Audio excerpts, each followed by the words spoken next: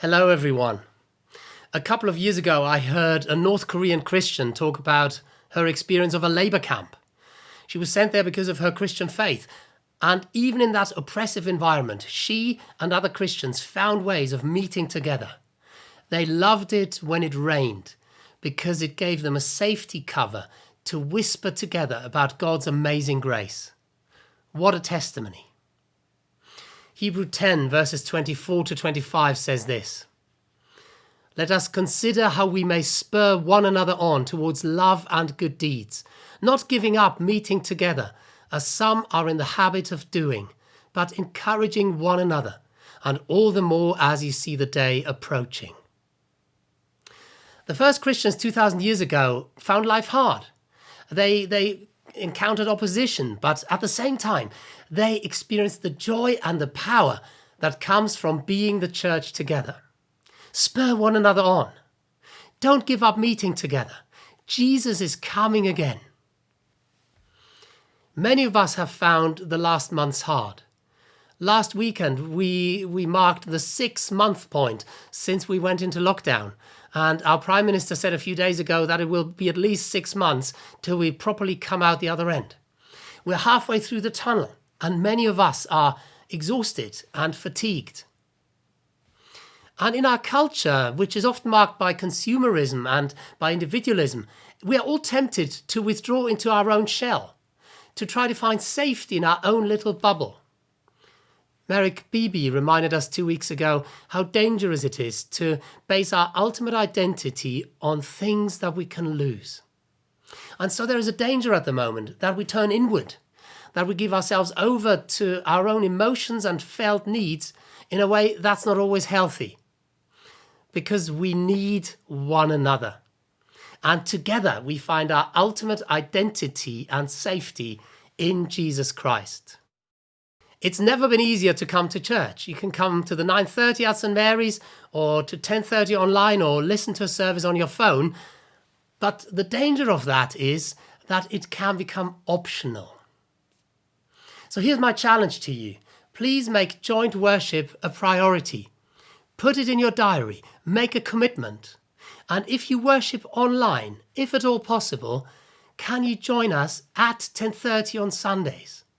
Of course, it's wonderful that we can catch up later, and often that's the only way. But it is powerful to be together, to pray, worship, and learn together at the same time. Over the last weeks, we've made a change, and most of our Sunday online services now come live from the rectory, from this room. And Ed and I lead this together live. We're in this service together at the very moment. So please join us, if you can, at that time and from the beginning. You don't have to leave your house and walk or travel to church. And so make that commitment so we can begin together and worship together. That way we honor God and one another. This season is about forming healthy habits that will carry us through life and make us fruitful as followers of Jesus.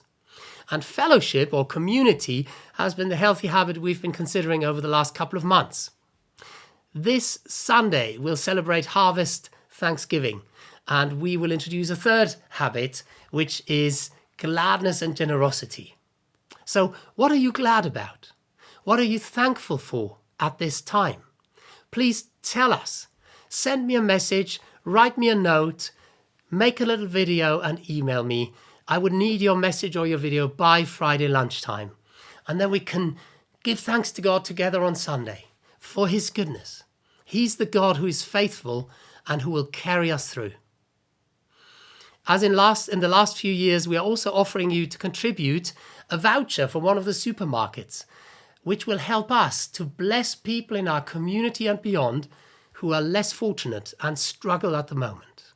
So please do that by bringing it to the 9:30 or just by popping it into the church letterbox. And then Sunday after next, we will have our annual church meeting.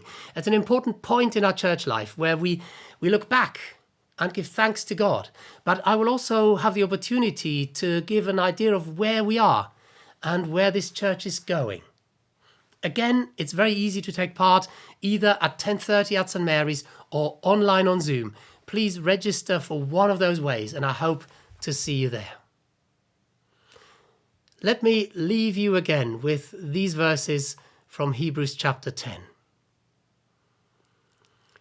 Let us consider how we may spur one another on towards love and good deeds, not giving up meeting together, as some are in the habit of doing, but encouraging one another, and all the more as you see the day approaching. Thank you for being a part of this community. Stay safe, stay connected, stay hopeful.